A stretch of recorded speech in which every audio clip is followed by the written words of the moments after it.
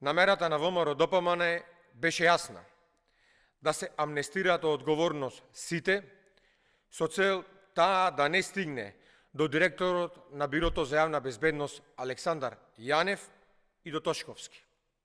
Сега, откако е јасно дека директната одговорност е во МВР и како актуелната власт, оставки и кривична одговорност за врвот на МВР мора да има.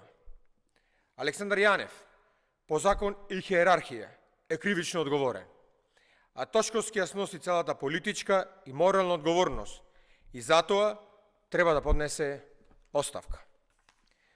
Двајцата мора итно да се повлечат, поради влијанието што го имаат врз истрагата досега и поради тоа што можат да влијаат врз процесот што следува.